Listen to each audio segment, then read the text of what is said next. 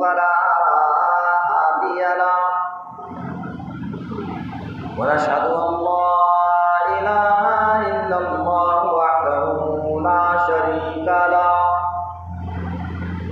ونشهد أن سيدنا وسندنا وشفيعنا وحبيبنا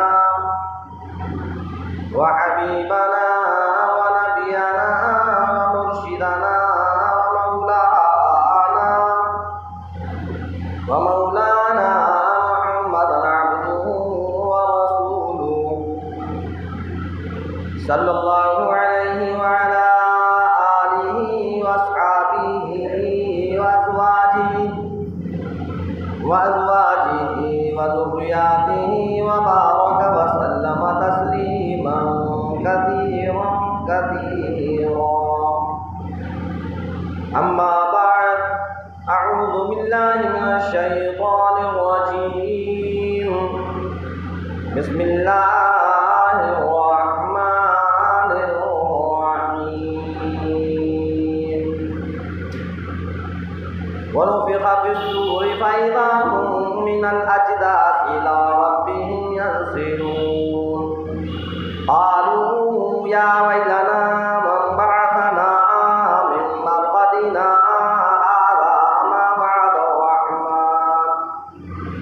هذا ما وعد الرحمن وصدق المرسلون صدق الله العظيم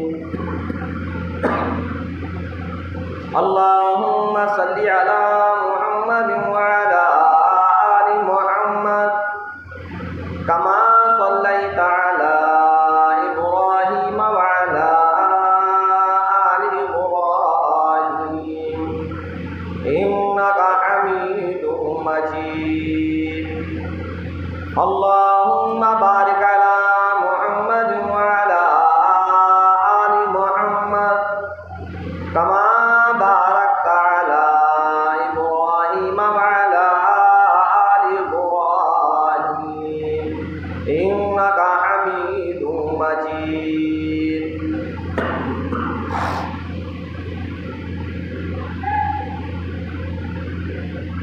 मोहतरम हज़रात, सामिईन किराम, अज़ीज़ साथी,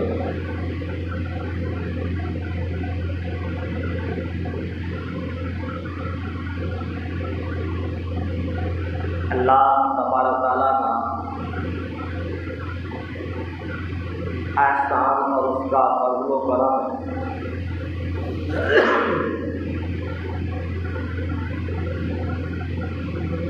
अल्लाह तबारक तआला ने हम और आपको सारे के सारे ईमान वालों को अपनी नेमतों से नवाजा।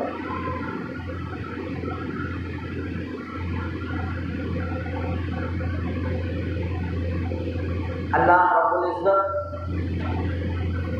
बड़ा रहमुर रहीम है।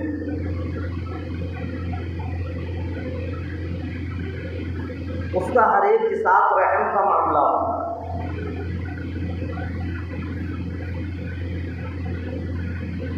और गफूर रहीम भी है। अगर किसी बंदे से कोई गलती हो जाए, कोई गुनाह हो जाए, कोई खता हो जाए, कोई लग़्ज़िश हो जाए और फिर वो अल्लाह के दरबार में तौबा इस्तिग़फ़ार करे, अल्लाह उसको माफ़ कर दे। बड़ा गफूर रहीम। ये सिर्फ़ और सिर्फ हम और आपकी कमी है जो कि गुनाह करने के बाद हम गुनाहों से तौबाएं नहीं करते, अल्लाह के हुक्मों को तोड़ रहे हैं, अल्लाह की नाफरमानियां कर रहे हैं, अल्लाह के बतलाए हुए रास्ते को नहीं पकड़ रहे, सरकार दो आलम सल्लल्लाहु अलैहि वसल्लम के तरीक़े के मुताबिक ज़िंदगी नहीं गुजार रहे। कैसे हम मुसलमान?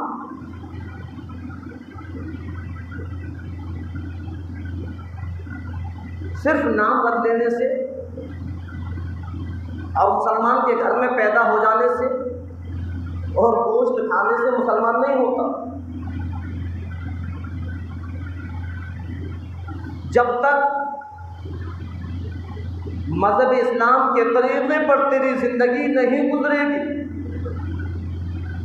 जब तक तेरी ज़िंदगी में अल्लाह के फरमान, अल्लाह के अहकाम नहीं आएंगे।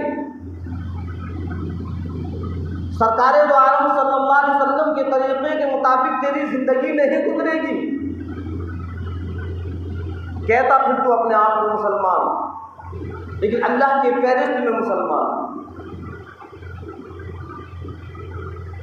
जो अल्लाह का फरमाबरदार नहीं, अल्लाह के नबी का फरमाबरदार नहीं, अल्लाह का भी नाफरमान हूँ, अल्लाह के नबी का भी नाफरमान। अरे मुसलमान का मतलब और मुसलमान के माना ही ये होते हैं कि फरमाबरदार हूँ। इमामुल अंबिया महबूबे किबरिया सरवरे कुरैश सल्लल्लाहु अलैहि वसल्लम का भी फरमाबरदार हूँ, अल्लाह रब्बुल इज़्ज़त का भी फरमाबरदार हूँ, दोनों के दोनों का फरमाबरदार हूँ, वो है मुसलमान। आज ना नबी का फरमाबरदार है तू, ना अल्लाह का फरमाबरदार है। बस सब कुछ हमने दुनिया को समझ लिया, जो दिल में आ रहा है वो हम कर रहे हैं।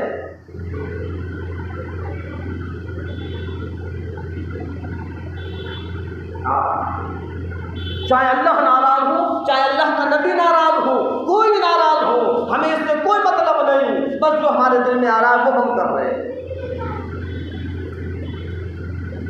खुदा की कसम, जब कल क़यामत के दिन अल्लाह के सामने हम पहुँचेंगे और जितने हमारे करतूत हैं वो सब हमारे सामने कल आ जाएंगे, तब हम पछताएंगे, तब कहेंगे कि परवरदिगार हमें नहीं पता था कि इसकी सज़ा ये है। ए अल्लाह, एक बार दुनिया के अंदर और पहुँचा, अब हम दुनिया को बालाए ताक रख देंगे और तेरी ही फरमा बरदारी करेंगे, तेरे अहकाम पर चलेंगे, तेरे नबी के नक्शे कदम पर चलेंगे। जवाब दिया जाएगा कि अब नहीं, जो एक बार दुनिया से आ जाता है दोबारा दुनिया में जाने की इजाज़त नहीं। अब तो दो दुनिया में कर कर जो आया है उसको देख, नेकियां अगर तेरे पास है तो उसके मुताबिक तेरा हिसाब होगा, अगर गुनाह तेरे पास है तो उसके मुताबिक तो हिसाब होगा। हर एक को जाना है, कोई ऐसा नहीं है कि वो ये कहे कि नहीं नहीं हमको नहीं जाना। 2 हफ्तों से इसी मौत के ऊपर बयान चल रहा है और हम और आप देख रहे हैं, जो कोई ऐसी छुपी हुई चीज़ नहीं है जिससे कि हम बेफिक्र हैं, हमको पता नहीं है, ऐसा नहीं है। अपनी आंखों से हम देख रहे हैं कि जो इंसान कल तक अच्छा खासा था आज वो हमारे सामने नहीं।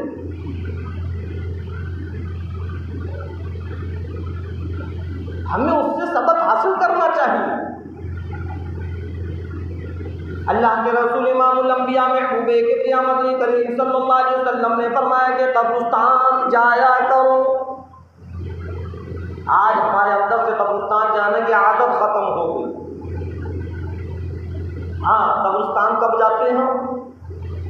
जब 15 शाबान होती है तब कब्रिस्तान जाएंगे, या हमारे घर का कोई इंसान ख़त्म हो गया तो शुरू में 10, 15, 20, 30, 40 दिन तक खूब जाएंगे और खूब पढ़ेंगे। उसके बाद भूल जाते हैं कहाँ हमारे अब्बा जान है, कहाँ हमारे दादा जान है, कहाँ हमारे भाई जान है, कहाँ कौन सा रिश्तेदार किस जगह है। फिर हमें फुर्सत ही नहीं है कि ला कब्रिस्तान जाए। बस शुरू में चले गए, वो भी एक रस्म अदा करने के लिए। हाँ, इरशाद फरमाया नबी करीम सल्लल्लाहु अलैहि वसल्लम ने कि कब्रिस्तान जाया करो ताकि तुमको मौत की याद ताज़ा हो जाए। जब तुम कब्रिस्तान के अंदर पहुंचोगे, जब तुम उन लोगों पर नजर डालोगे जो आज कब्र के अंदर मौजूद है, एक दिन को था कि कब्र से बाहर के जमीन के ऊपर पढ़ते। और एक दिन वो आएगा कि हम भी कब्र के अंदर पहुंचेंगे। जब हमारे दिमागों के अंदर ये बात आ जाएगी तो हमें कब्र के अंदर जाने की तैयारी करने की, फिर हम सोचेंगे कि हम कब्र के अंदर जाएंगे, लाओ उसकी कुछ तैयारियां कर ले। अल्लाह के रसूल सरकार दो आलम सल्लल्लाहु अलैहि वसल्लम ने फरमाया कि कब्रिस्तान जाया करो ताकि मौत की याद ताज़ा हो जाए। हाँ, हम बिल्कुल बेफिक्र बैठे हुए हैं मौत से।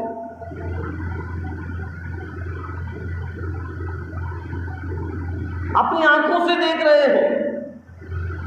आए दिन हम सुनते हैं कि अच्छा खासा इंसान था, एक्सीडेंट हो गया, खत्म हो गया, अटैक बढ़ गया, खत्म हो गया, वो हमारा बुरा रिश्तेदार सही सालिम था चला गया, वो हमारा बुरा रिश्तेदार चला गया।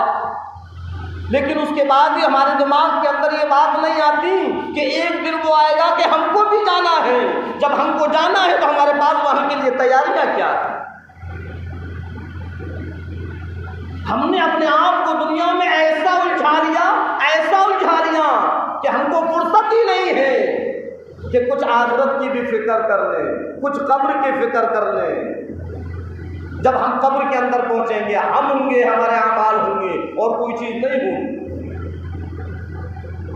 बहुत से मुसलमानों का अकीदा ये बन गया है, जहालत वाली बात। जब कब्र के अंदर उतारेंगे तो अहदनामा रखेंगे और पता नहीं क्या क्या चीज रख देते हैं। क्यों? कि जब फरिश्ते आएंगे तो वो इसको पढ़ना शुरू कर देंगे। सिर्फ जहालत। तुम्हारे जो आमाल हैं, इन आमालों के जरिए तुम्हारी कब्र के अंदर रोशनी होगी, और अगर आमाल नहीं है तो कोई रोशनी नहीं। आमाल बनाओ, और आमाल कैसे बनेंगे? इसी दुनिया की जिंदगी में रहकर बनेंगे।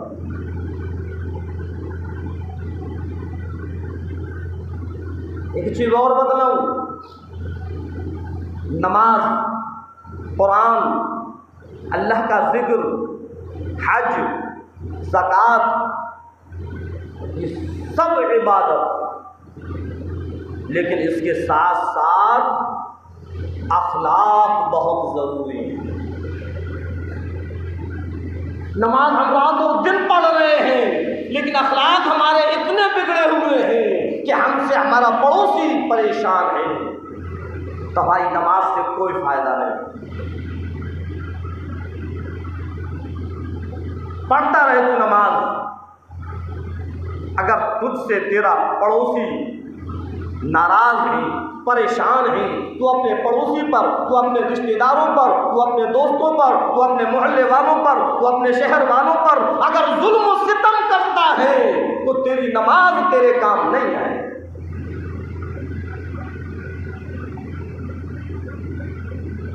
रास्ते में जब तू निकल कर जाता है, गालियों के अंबार इस जबान से निकाल देता है, लोगों की बुराइयां करता फिरता है, चुगलखोरियां करता फिरता है, लोगों को इस जबान से तू सताता है, परेशान करता है, गीबतें करता है। मस्जिद में आकर तू नमाज के अंदर लग जाता है। ए अल्लाह के बंदे, जरा गौर करो, तू नमाज पढ़ने में लगा हुआ है, लेकिन तेरी नमाज से क्या फायदा जब तक कि तेरी जबान महफूज नहीं। पहले अपनी ज़बान की हिफाजत करना हो, हमारी ज़बान से किसी को कोई तकलीफ ना हो। अपने हाथों की हिफाजत करना होगी, हमारे हाथों से किसी पर जुल्म ना हो जाए। हाँ, अखलाक बहुत बड़ी चीज़। आज हमने अखलाक को बिगाड़ कर रख दिया। क्या है? हमें मौत का डर नहीं। खुदा की कसम, एक चीज भी ऐसी नहीं है, एक नफ्स भी ऐसा नहीं है। पिछले जुमे को मैंने आयत बताई कि कुल्लू नफ्सिन ज़ाइक़तुल मौत, हर नफ्स को मौत का मरना चाहिए, सबकी बारी आएगी। एक एक कर सब जाएंगे, और ये भी पता नहीं है कौन पहले जाए कौन बाद में जाए। जिन लोगों को हम दफना करा रहे हैं उन्हीं से सबक हासिल कर ले कि आज ये 4 कांधों पर जा रहा है, एक दिन हम भी 4 कांधों पर जाएंगे। क्या है हमारे पास पल्ले? ए अल्लाह के बंदे गौर करे, मुसलमान 15वीं सदी के मुसलमान, होश में आ जा। बचपना तेरा गुजर गया, जवानी गुजर गई, बुढ़ापा तेरे ऊपर चल रहा है, पता नहीं कब तेरा वक्त आ जाए, लेकिन फिर भी तू गालियां बकने से बाज नहीं आता, लोगों की बुराइयां करने से बाज नहीं आता, फिर भी तू अपनी खुराफातों से बाज नहीं आता, फिर भी तू अल्लाह की नाफरमानियों से बाज नहीं आता। शर्म करो, शर्म करो, अब तो तू शर्म करो, बुढ़ापा तेरे ऊपर आ गया, अब तो तू अल्लाह अल्लाह कर, इबादत कर, कुरान की तिलावत कर, अल्लाह का जिक्र करो। अगर तू बुढ़ापे में आकर भी अगर तू अल्लाह की इबादत में लग जाएगा, अल्लाह के जिक्र में लग जाएगा, तो इस्तिग़फ़ार कर लेगा, गुनाहों से माफ़ी तलाफ़ी कर लेगा, रब्बे ज़ुल जलाल की कसम, परवरदिगार आलम तेरी जवानी के सारे गुनाहों को माफ़ कर देगा। समझ में आए?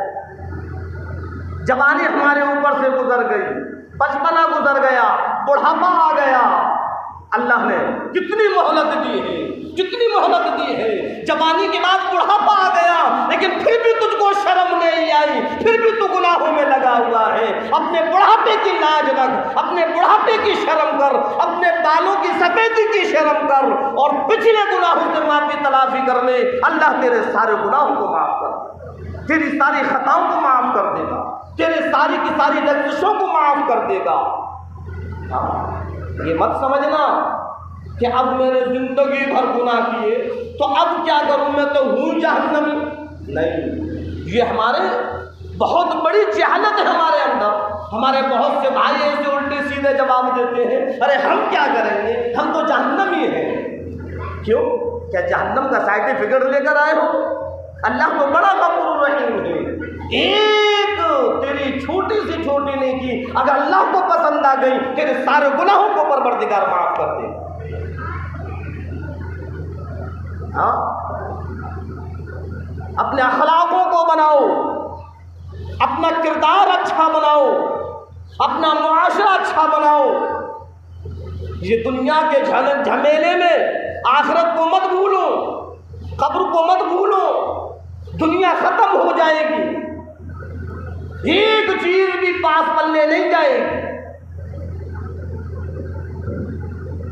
हज़रत इसराफील अलैहिस्सलाम सूर फूंकने के लिए बिल्कुल तैयार खड़े हुए।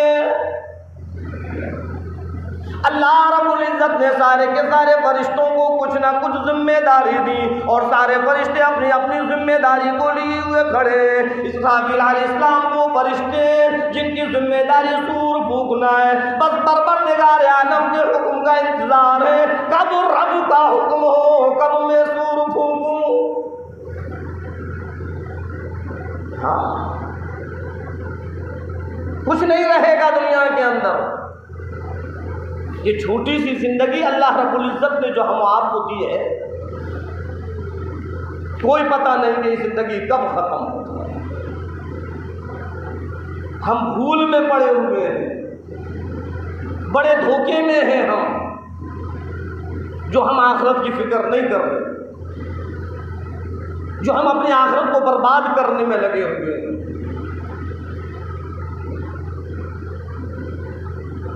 फिक्र करो उस आखिरत की कि आखिरत हमारी कामयाब हो जाए। फिक्र करो कब्र की कि कल जब हम कब्र के अंदर हो तो अल्लाह कब्र के अजाब से हम सब की हिफाजत फरमा दे। कब्र का मामला भी कोई छोटा मोटा मामला नहीं है। सहाबा किराम के सामने जब कब्र के हालात आते थे, कब्र के वाक़यात आते थे, तो आंखों से आंसू जारी हो जाया करते। आखिरत की पहली सीढ़ी है ये कब्र।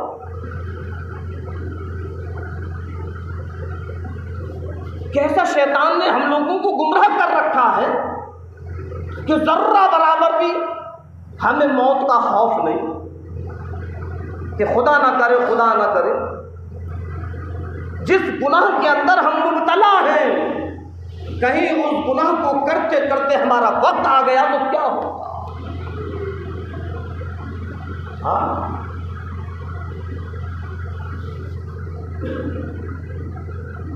अल्लाह की नाफरमानियों में हम लगे हुए हैं। अगर इसी हाल में हमारा वक्त आ गया तो क्या होगा। खुदा की कसम, आज मुसलमान के अंदर बहुत बिगाड़ पैदा, बहुत बिगाड़, और मुसलमान ये कहता है हम परेशान हैं। कभी अपने ऊपर उसने नजर नहीं डाली कि मेरे अमाल ऐसे बन गए जो मेरी परेशानी का सबब बन गए। अमाल बिगड़ गए, हमने अपना किरदार बिगाड़ लिया, अपना मुआशरा बिगाड़ लिया, हमने अपने अखलाक बिगाड़ लिए। नमाज की तरफ हमारा रुख नहीं, हया शर्म बिल्कुल खत्म होती चली जा रही है आज मुसलमान के अंदर से। हाँ, जब कोई फंक्शन होता है, कोई प्रोग्राम होता है, एक वो वक्त था जहां कुछ हया शर्म बातें थी हमारी माँ बहनों के अंदर, हमारी बेटियों के अंदर, और आज ऐसा मुआशरा बिगड़ गया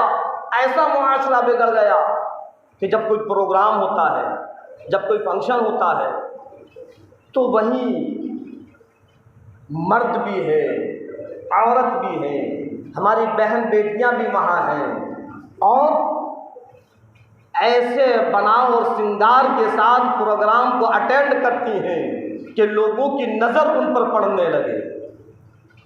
बनाव श्रृंगार किसके लिए? शादीशुदा के लिए है। याद रखना मेरी माँ और बहनों, मेरी बेटियों, मैं तुम लोगों को बतलाना चाहता हूँ, जो आज हम प्रोग्रामों के अंदर बन सवर कर जाते हैं और इतने चुस्त और इतने तंग लिबास पहन कर जाते हैं, इतने बारीक लिबास पहन कर जाते हैं, जिससे कि लोगों की नज़र हमारे ऊपर पड़ने लगती है। तरह तरह के हम ब्यूटी पार्लर में तैयार होकर हम प्रोग्रामों को अटेंड करते हैं। खुदा की कसम, किसी कुंवारी लड़की के लिए कोई श्रृंगार नहीं है। अगर बनाव श्रृंगार है तो शादीशुदा के लिए है, वो भी अपने शौहर के लिए। मुआशरा नहीं बिगड़ेगा तो क्या होगा। अब्बा जान को फिक्र नहीं, भाई जान को फिक्र नहीं, हमारी बेटी क्या कर रही है, कहाँ जा रही है। बाप भी बेफिक्र, भाई भी बेफिक्र। जब लोगों की नज़र उस पर पड़ने लगी तब हम परेशान होने लगे कि फलां ने हमारी बेटी को छेड़ दिया, फलां ने हमारी बहन को छेड़ दिया। शर्म नहीं आती तुझको? क्या तेरी नज़र उस वक्त नहीं पहुंची कि तेरी बहन कौन सा लिबास पहन कर निकली, कैसा बनाव श्रृंगार कर कर निकली? क्या तुझको उस वक्त शर्म नहीं आई? क्या तेरी नज़र उस वक्त नहीं पहुंची कि तेरी बेटी जब घर से बाहर निकलती है, गौर कर लेता कि जिस लिबास को पहन कर ये निकल रही है, इतने बनाव श्रृंगार कर कर निकल रही है, तो इस पर तो गैरों की नजर पड़ेगी। घर में निकलने से पहले डांट देता, फटकार देता, उसको वहीं के वहीं रोक देता कि शर्म कर और मेरी बहन तू इस तरीके से मत निकल, तू जरा सा अपनी इज्जत का ख्याल कर, कुछ हया शर्म का ख्याल कर। ना भाई उसको डांटता, ना बेटी को बाप डांटता, बस जिससे जो बन रहा है वो कर रहा, और फिर कह रहे मुआशरा बिगड़ रहा। मुआशरा तो हम और आप बिगाड़ रहे हैं। मुआशरा तो हमारी गलतियों से बिगड़ रहा है। मुआशरा तो हमने अपनी बेहयाई को आम कर दिया। मुआशरा नहीं बिगड़ेगा क्या होगा? फिर हम गैरों को बतलाते हैं, क्या रे देखो उसने हमारी बहन को छेड़ा, उसने हमारी बेटी को छेड़ा। तो तुम इस तरीके से क्यों निकली कि जो कोई तुमको छेड़े या किसी की तुम पर नजर पड़े? तो मैंने बताया बेहयाई और बेशर्म।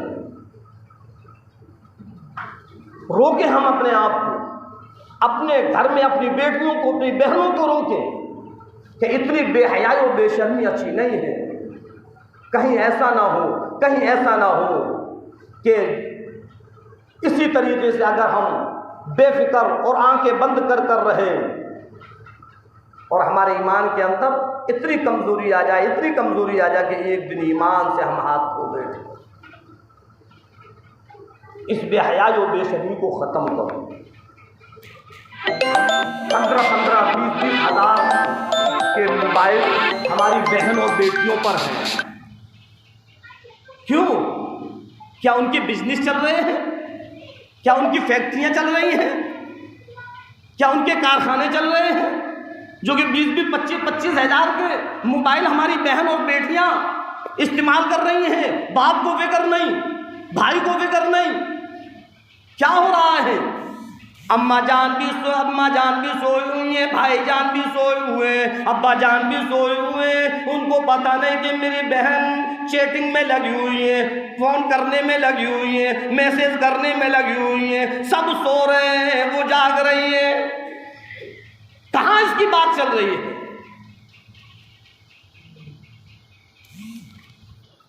कभी हमने इस पर ध्यान दिया कि मोबाइल से 1-1, 1.5 घंटे लगी रहती है? किससे बात करती है? कौन है ये?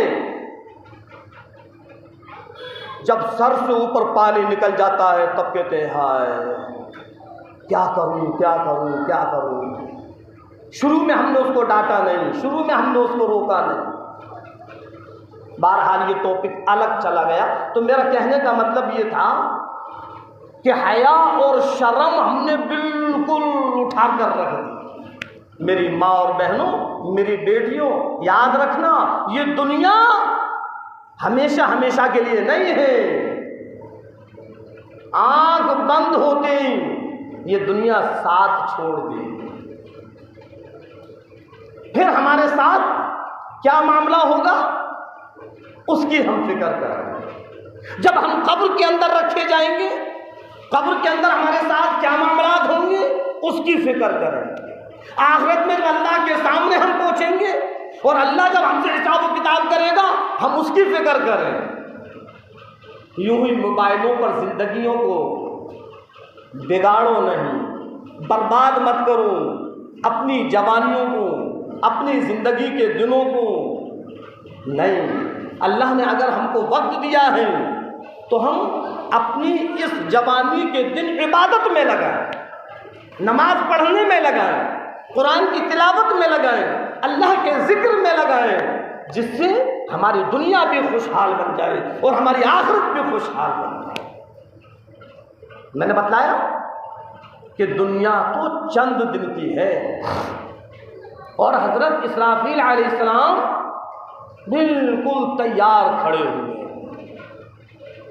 कि कब अल्लाह का हुक्म हो और कब मैं सूर फूंकूं। और यूँ फरमाया नबी करीम सल्लल्लाहु अलैहि वसल्लम ने, जो मेरे नबी तेरे नबी, सारी की सारी कायनात के नबी, इमामुल अंबिया महबूबे किबरिया सरवरे कौनैन सल्लल्लाहु अलैहि वसल्लम ने फरमाया कि इसराफील अलैहिस्सलाम के सूर फूंकते ही सब कुछ ख़त्म हो जाएगा। ये ज़मीन ख़त्म, आसमान ख़त्म, दरिंद परिंद चरिंद ख़त्म, नदी नाले ख़त्म, पहाड़ ख़त्म, सब ख़त्म हो जाएगा। एक चीज़ भी बाकी नहीं रहेगी। जिस दुनिया में हम लगे हुए हैं ये दुनिया हमारा साथ छोड़ दी। और यूँ फरमाया कि हज़रत इसराफील अलैहिस्सलाम जब सूर फूकेंगे तो सूर फूकने की आवाज़ जब लोगों के कानों में आएगी तो इतनी खूबसूरत, इतनी भीनी भीनी आवाज़ लगेगी, इतनी सुरीली आवाज़ होगी कि लोग उस आवाज़ को सुनने के लिए अपने अपने दरवाज़ों पर आ जाएंगे।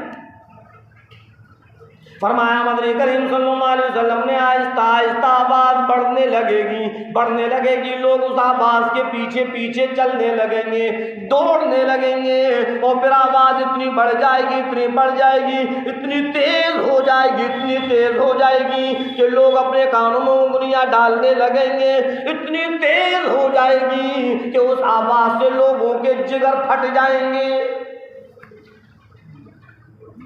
इरशाद फरमाया परवरदिगार आलम ने, फतरत व इज़ल कवाकिबु इंतज़रत। अरे ये ज़मीन क्या, इंसान के जिगर क्या। जिस वक्त इसराफील अलैहिस्सलाम सूर फूकेंगे, उस सूर फूकने से समाअ फतरत, ये लंबा चौड़ा आसमान जो नजर आता है फट जाएगा। दूसरी जगह परवरदिगार आलम ने फरमाया शम्सु कुव्विरत, और ये बड़ा सूरज जो नजर आता है धड़ाम से जमीन पर आग गिरेगा। वइज़न नुजूमु इंकदरत, और ये सितारे जो नजर आते हैं पड़ाक पड़ाक जमीन पर आ जाएंगे। इरशाद फरमाया परवरदिगार आलम ने, जमीन को बोरिए की तरीके से लपेट दिया जाएगा, पहाड़ रुई के तरीके से उड़ने लगेंगे, सब खत्म हो जाएगा। जमीन खत्म, आसमान खत्म, दरिंद परिंद चरिंद खत्म, नदी नाले खत्म, सब खत्म। हजरत इसराफील अलैहिस्सलाम के सूर फूंकते हैं। आज हम अपने दुनिया में मकान बनाने की फिक्र करते हैं कि आलीशान मकान बन जाए, और बड़े नक्शो निगार उस मकान के लिए हम अपने जहन में रखते हैं कि यूं भी करेंगे, ऐसा भी करेंगे, ऐसा भी हो, टाइल हो, पत्थर हो, ये हो, वो हो। ऐ मेरे मुसलमानों, कभी हमने ये फिक्र की कि हमारा आखिरत में भी एक मकान बन जाए, जन्नत में हमारा महल बन जाए? और जैसे हमें दुनिया के मकान की फिक्र है, खुदा की कसम ऐसे ही फिक्र अगर हमें आखिरत के मकान की हो जाए तो फिर हमारे हाथों से ये गुनाह ना हो, हमारे पैरों से ये गुनाह ना हो, हमारी ज़बान से ये गुनाह ना हो। कभी हमारी नमाज नहीं छूटेगी जब हमें आखिरत के मकान की फिक्र हो। अभी तो हमें फिक्र है ही नहीं।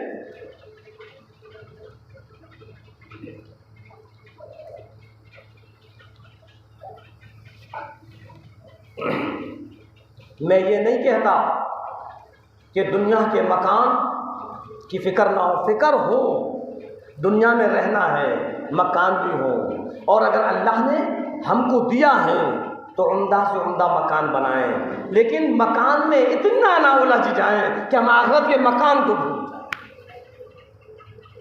हम जन्नत को भूल जाएं, हम कब्र को भूल जाएं।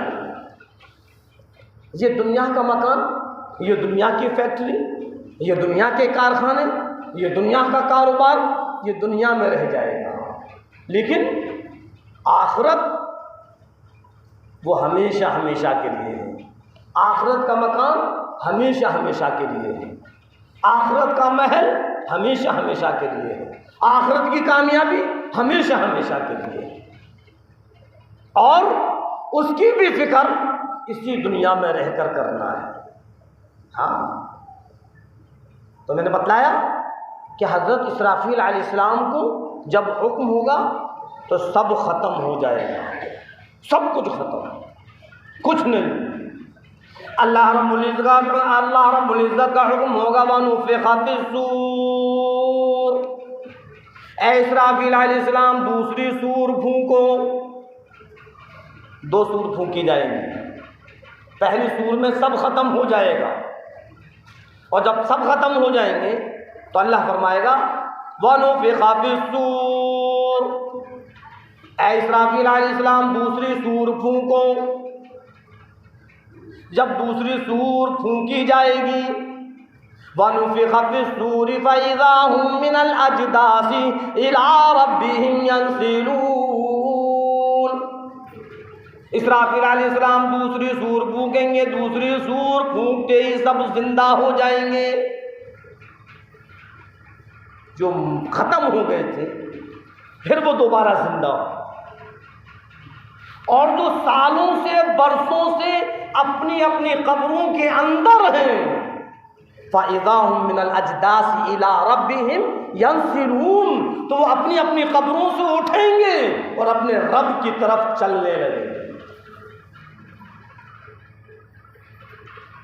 हाँ, अब जो सालों से कब्र के अंदर हैं वो भी खड़े हो जाएंगे, और जो सूर फूकने से ख़त्म हो गए थे वो भी आ जाएंगे। इला रब्बिहिम यंसिलून, अपने रब की तरफ चलने लगेंगे।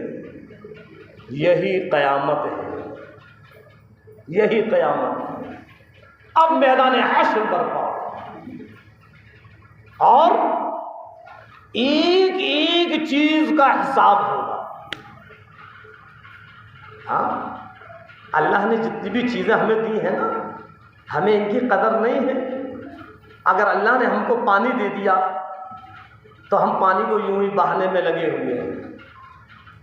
ये अल्लाह की बहुत बड़ी नेमत है, इतनी बड़ी नेमत है, इतनी बड़ी नेमत है कि अगर अल्लाह इस नेमत को छीन ले,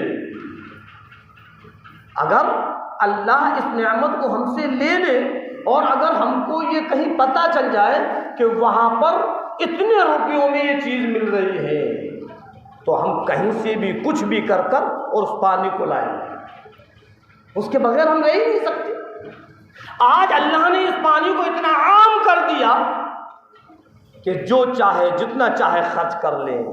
तो इसका मतलब ये नहीं है कि यूं ही हम फजूल खर्च करते रहें।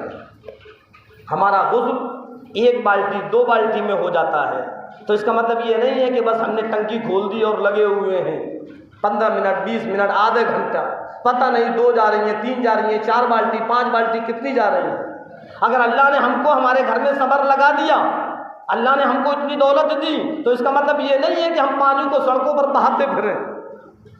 रब्बे ज़ुल जलाल की कसम, एक चीज़ का परवरदिगार आलम हिसाब लेगा। हर एक नेमत का परवरदिगार आलम हिसाब लेगा। जो हम और आप खाना खाते हैं, एक एक लुक़मे का हिसाब लेगा। हाँ, 2 दस्तरखान ऐसे हैं, बतलाऊँ मैं आपको बड़े पते की बात। 2 दस्तरखान ऐसे हैं कि उन दोनों दस्तरखान का हिसाब नहीं होगा। अल्लाह एक एक लुक़मे का हिसाब लेगा, एक एक दाने का हिसाब लेगा, लेकिन 2 दस्तरखान ऐसे हैं कि उन 2 दस्तरखान का परवरदिगार आलम हिसाब नहीं लेगा, कितना भी खा लेंगे। आवे 15वीं सदी के लोग है मुसलमानों, जरा देखे तो सही वो दोनों दस्तरखान कौन से। इमामुल अंबिया महबूबे किबरिया मदनी करीम सल्लल्लाहु अलैहि वसल्लम ने उन दोनों दस्तरखान के बारे में बतलाया कि ये दोनों दस्तरखान से परवरदिगार आलम हिसाब नहीं लेगा। इस दस्तरखान पर खाना खाने वाले लोग हिसाब से महफूज हो जाएंगे, कोई खाने का हिसाब नहीं। इरशाद फरमाया मदनी करीम सल्लल्लाहु अलैहि वसल्लम ने कि घर के अंदर पहला दस्तरखान तो ये कि जिस दस्तरखान पर मासूम बच्चा बैठ जाएगा उस दस्तरखान का हिसाब नहीं।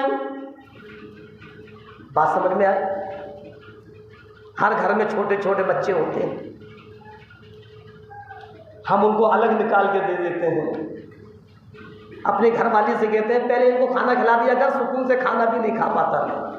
नहीं, आदत बनाओ कि एक दस्तरखान घर पर लगे और सारे के सारे बच्चे हमारे उस दस्तरखान पर बैठे हुए हों।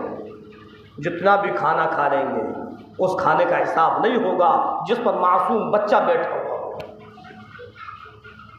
ये तो हर एक कर सकता है, और अगर अल्लाह हिसाब लेगा तो एक एक लुक़मे का हिसाब लेगा। इरशाद फरमाया मदनी करीम सल्लल्लाहु अलैहि वसल्लम ने दूसरा दस्तरखान वो जिस पर आलिम बैठा होगा,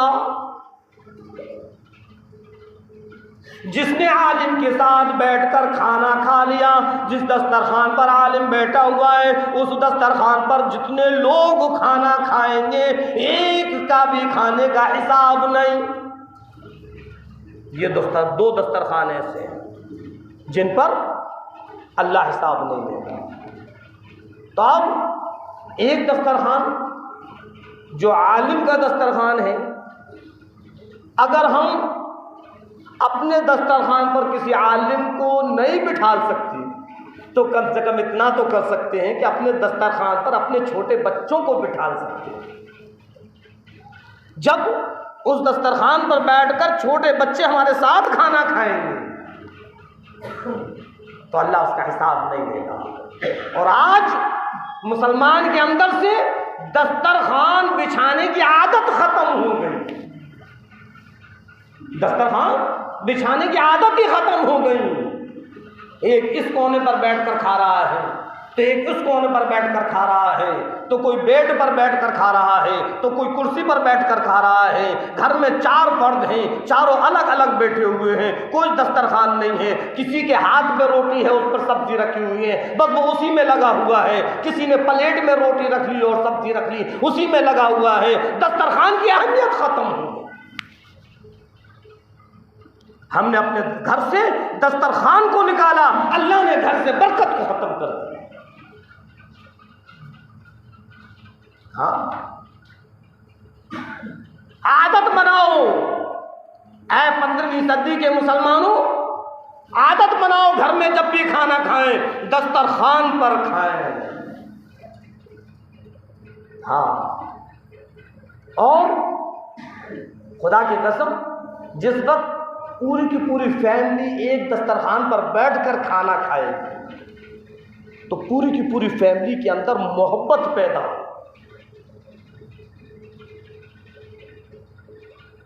जितने एक दस्तरखान पर बैठकर खाना खाएंगे, 1 दिन 2 दिन 3 दिन 4 दिन 5 दिन हफ्ता महीना साल, जब एक ही दस्तरखान पर हम बैठकर खाने लगेंगे तो मोहब्बतों के अंदर इजाफा होने लगेगा, मोहब्बतें बढ़ जाएंगी। और आला मकाम और आला दर्जे की बात तो ये है कि एक ही प्लेट में बैठकर खाएं और मोहब्बत। आज बीवी शौहर से अलग है, शौहर बीवी से अलग है, बीवी के दिल में शौहर की तरफ से मोहब्बत नहीं, शौहर के दिल में बीवी की तरफ से मोहब्बत नहीं। क्यों? क्या वजह है? अगर हम और आप के अंदर अगर ये है तो आज से ये नुस्खा अपना लेना। ऐ नौजवानों, इस नुस्खे को अपना लेना। अगर कोई अपनी बीवी से नाराज है या कोई शौहर अपनी बीवी से नाराज है, बीवी अपने शौहर से नाराज है, एक दस्तरखान पर बैठकर और एक ही प्लेट में दोनों के दोनों खाना खाना, दिन 2 दिन 15 दिन महीना जब लगेगा, इन दोनों के अंदर ऐसी मोहब्बत होगी, ऐसी मोहब्बत होगी कि एक दूसरे के बगैर रहना उनको परेशानी आ जाएगी, दुश्वारी आ जाएगी, एक दूसरे के बगैर नहीं रह सकते। अल्लाह ने मोहब्बत रखी है साथ में बैठकर खाने से, एक दस्तरखान पर बैठकर खाने से, एक प्लेट में बैठकर खाने से। आज हमने ये सारी की सारी चीजें अपने घरों से निकाल कर फेंक दी। इस चीज पर अमल करें। हाँ, तो बतला रहा था कि जब मैदान क़यामत होगा, मैदान हश्र होगा और फिर सारे के सारे लोग अल्लाह के सामने खड़े हो। इसराफील अलैहिस्सलाम ने सूर फूंकी, पहली सूर, दूसरी सूर फूंकी, सब जिंदा हो गए। अब मैदान वही क़यामत है, अब मैदान हश्र बर्पा होगा और हर एक का हिसाब होगा, एक एक चीज़ का, एक एक नेमत का हिसाब होगा और हर एक के पास उसके नामे आमाल हो। मीज़ान आमाल लगा दी जाएगी, नामे आमालों को तोला जाएगा। जिसके पास नेकियां ज़्यादा हैं उसके लिए जन्नत, और जिसके पास गुनाह ज़्यादा है उसके लिए जहन्नम। जिसके नामे अमाल सीधे हाथ में थमा दिए, समझ लो कि उसको जन्नत का टिकट मिल गया। खुदा ना करे जिसके नामे अमाल उल्टे हाथ में आ गए तो उसको जहन्नम का टिकट मिल गया। और नामे अमाल सीधे हाथ में किसके आएंगे? जो अल्लाह का फरमाबरदार है, जो नेक मुत्तकी परहेजगार है, जिसके दिल में अल्लाह का खौफ, अल्लाह का डर है, जो अपनी ज़िंदगी को नबी के तरीक़े पर गुजार कर पहुँचा है। अगर उससे कोई गुनाह, कोई गलती हो गई तो उसने फ़ौरन माफ़ी तलाफ़ी की और फिर उसने ये अहद किया, ये वादा किया, अल्लाह अब तेरी नाफरमानी नहीं है, अब तेरे नबी के तरीक़े से नहीं हटूँगा। ऐसे लोगों के हाथ में परवरदिगार आलम सीधे हाथ में नामे अमाल देगा।